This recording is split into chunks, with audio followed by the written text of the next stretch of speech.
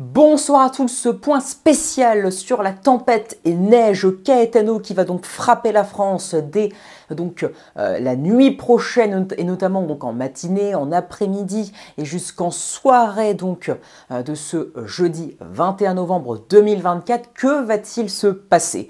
Déjà, je tiens à préciser que la situation n'a jamais été aussi délicate. C'est une appréhension qui est historique depuis le début de l'histoire des modèles. Jamais on avait eu autant de différences à quelques heures avant l'événement. Pour vous recontextualiser, à la base, l'épisode de neige était prévu pour les régions centrales, entre les côtes bretonnes fréquemment et la Bourgogne-Franche-Comté, en passant par les Pays de la Loire, l'Indre-et-Loire et la région centre concrètement. Sauf que depuis, alors c'était décalé davantage au sud hier soir, mais depuis hier en fin de soirée, en toute fin de soirée avec les runs 18Z qui sortaient, tout a commencé à redécaler nord. On est passé davantage sur un centre d'épisodes vers l'Orléanais, ensuite vers le sud Île-de-France, ensuite vers Paris actuellement, et même d'après certains modèles ce soir comme GFS 12Z ou d'autres qui continuent de décaler nord, l'épicentre serait même carrément le nord de l'Île-de-France et même l'extrême sud des Hauts-de-France. Donc en fait, ça fait que de décaler nord. En l'espace d'un run, par exemple, le run d'Icon D2 du 9Z au 12Z, en l'espace de 3 heures, hein. Donc deux runs espacés de 3 heures, il a décalé nord de 125 km hein, en l'espace d'un run. Vraiment, donc c'est complètement dingue. J'ai même pas les mots en fait pour vous le dire. Hein. C'est pour ça que je suis encore complètement halluciné par la situation parce que ça n'était jamais arrivé. Même pour un conflit neigeux, pour les autres, par exemple pour le conflit neigeux de janvier 2024, pour celui de mars 2023, etc. Ou même novembre 2023 qui n'a jamais eu lieu, on était calé à J-2. Et J-1, on savait quand même qui allait être touché. Là, on est J-1 et Météo France, par exemple, bon alors, on ne peut pas leur en vouloir parce que la situation est tellement délicate que c'est impossible d'en vouloir à qui que ce soit. Mais malgré tout, on ne peut rien exclure.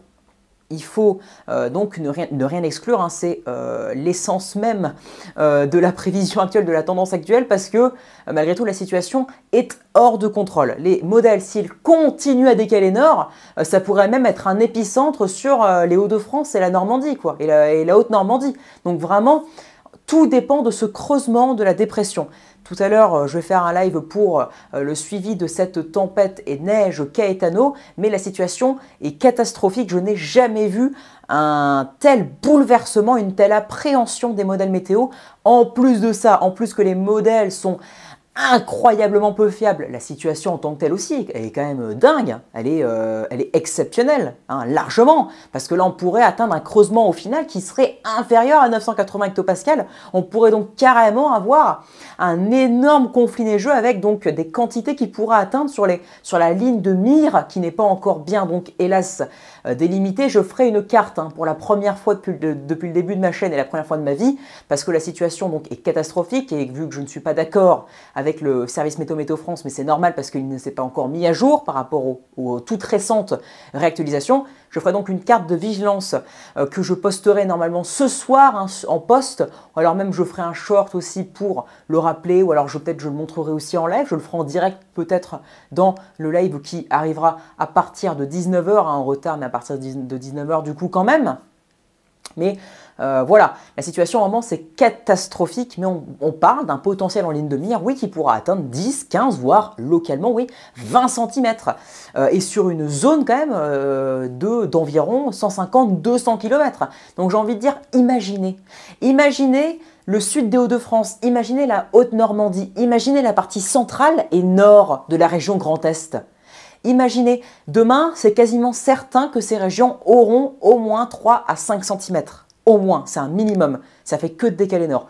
Sauf si, par le plus grand des hasards, ça venait à redécaler sud. Mais là, tellement que la pression vers le nord sur 100% des modèles est présente, c'est quasiment impossible que ça redécale sud. D'ailleurs, le direct, on le voit sur l'image satellite, la dépression semble être plus creuse et plus au nord, et d'ailleurs en avance par rapport à ce qui était prévu en direct par les modèles. C'est-à-dire que les modèles, même sur le direct, sous-estiment le décalage nord de la dépression. Donc je ne vous laisse même pas imaginer qu'est-ce que ce sera demain pour le direct. Mais donc rien que pour la Haute-Normandie, le sud des Hauts-de-France et la partie centrale / nord de la région Grand Est. Mais donc il n'y a aucune vigilance Météo France, en vigilance verte ou jaune de mémoire. Voilà, entre les deux. Donc, à savoir, Météo France n'a prévu aucune neige. Même pas, ou du moins, ce qui est sûr, c'est qu'elle n'a prévu aucune tenue au sol.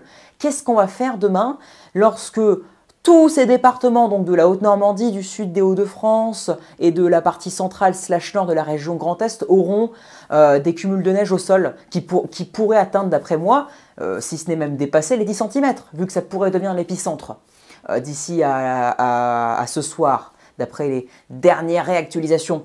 Qu'est-ce qu'on va faire? Ça pourrait donc créer d'énormes accidents, des blessés, voire des morts, parce que la situation n'a jamais été aussi mal appréhendée. Jamais, jamais on a eu des décalages comme ça fous de dernière minute. C'est pour ça qu'il est inimaginable d'en vouloir à quelconque service. On a tous fait de notre mieux.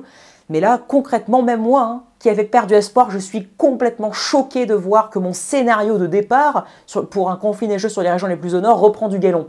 Donc à la fois, je suis assez traumatisé en fait, et fier, on en reparlera en live, mais du coup, c'est mon scénario de départ qui finalement de plus en plus reprend le dessus. Sur le GFS par exemple, le 12Z, on est quasiment complètement, parfaitement sur mon scénario de départ. Donc je suis quand même assez fier de mon analyse, assez fier de que ça revienne au galop complètement ce soir, mais je suis à la fois terrifié des conséquences sociétales, des conséquences pour les automobilistes, etc., que ça pourra avoir d'ici demain si ça continue de décaler nord. Parce qu'il est même possible que si ça continue de décaler nord d'ici ce soir, la nuit prochaine, et même surtout sur le direct, que même l'île où je suis, où j'habite, pourrait voir même les flocons.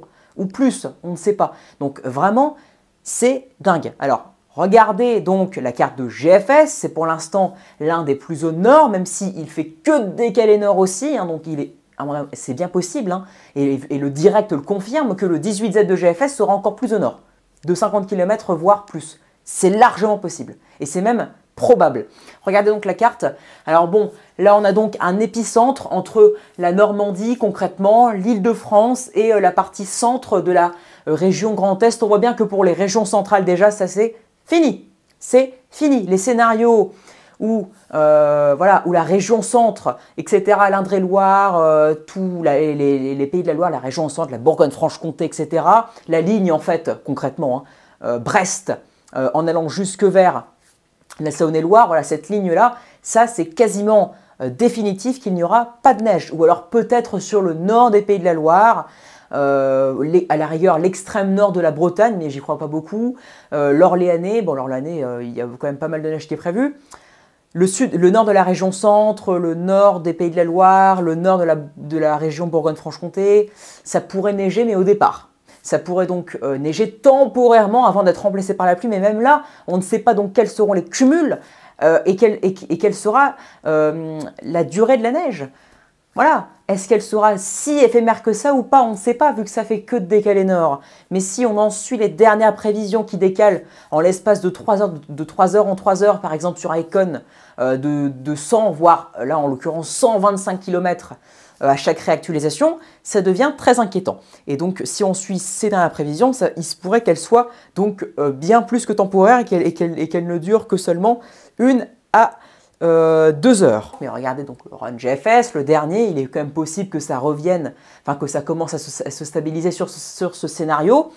C'est possible, mais ce qui semble quasiment acquis, on ne peut pas le nier, c'est que le scénario région centre, et encore pire le scénario sud, parce que Icon, il faut savoir que c'est en plus l'un des plus au sud encore, parce que hier il l'était, aujourd'hui il est de moins en moins, parce qu'il décale, vraiment il rattrape son retard, il décale de plus en plus au nord.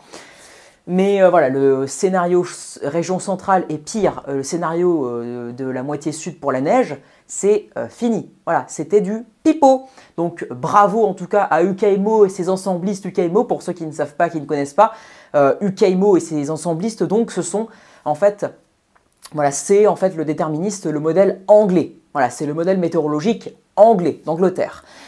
et ben c'est lui qui a donc anticipé cette trajectoire beaucoup plus au nord depuis maintenant 2 voire 3 jours, hein, je le suis, et les ensemblistes hier, depuis que je les suis donc hier matin ou même avant-hier, étaient d'ailleurs toujours plus au nord que le déterministe.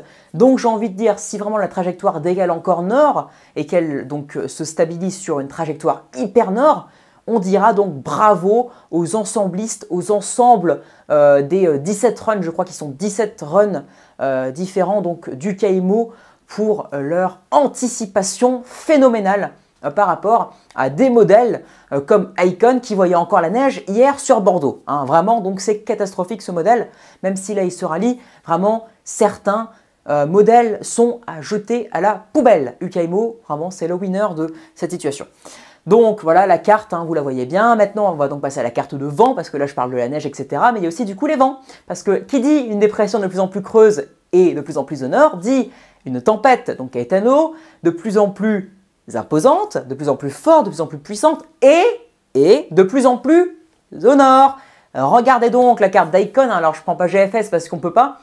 Il n'y a pas, sur GFS, ça n'existe pas, l'accumulation de vent sur le total de la tempête. Sur Icon, ça existe. Après, Icon va peut-être encore décaler nord, donc la tempête aussi. Mais voilà, on voit bien que sur les régions centrales, on peut localiser. Ce qui est bien, c'est que vu que je monte la carte en direct, vous pouvez localiser votre département, votre région. Mais voilà, on voit bien que c'est sur les régions centrales davantage que la tempête pourrait passer, et pire encore ce soir parce que ça fait que de décaler nord. Donc voilà, c'est plutôt la région centrale qui se prendra, les régions centres en fait, hein, concrètement, qui se prendront les vents les plus forts, surtout avec les décalages en l'occurrence. Hein, donc voilà, la France coupée en deux concrètement, et au centre du pays, on a donc ces vents violents qui pourraient donc frapper ces départements et régions. Donc voilà, hélas, je ne peux pas vous en dire plus concrètement par département. Alors vous avez évidemment la carte de GFS, la carte d'Icon pour les vents, donc vous avez quand même une idée de ce qui pourrait se passer. Mais hélas, je n'ai pas... alors la carte de vigilance Météo France est hélas caduque, parce que depuis, il y a eu les réajustements des modèles, les décalages nord. Donc il n'y aura... Alors les prévisions donc fiables. Hélas, on en rediscutera en live juste après, là, à partir de 19 h. Sur le direct, donc, on va donc suivre aussi les dépressions en direct par les images satellites, parce que c'est le mieux hein, pour voir s'il y a vraiment un décalage nord et si donc les modèles sont encore trop au sud par rapport à la réalité. Et donc par rapport à son potentiel creusement, parce que là, plus elle est au nord à la base, plus elle entre en interaction aussi avec la petite dépression, ce grain de sable, mais qui au final peut créer comme conséquence un banc de sable en termes de décalage. On va donc tout voir en live, mais voilà, vous avez donc une estimation, et après, prenez donc les deux cartes que je vous ai montrées, neige et tempête, et vous pouvez donc vous dire ce sera ça, ces deux cartes-là pour le plus au sud, voilà, dans le pire des cas, si jamais ça se stabilise et que ça arrête de décaler nord, ou le meilleur des cas, comme ça il n'y aura pas de j'ai envie de dire, le moins d'accidents, le moins de blessés, le moins de morts possible, tant mieux.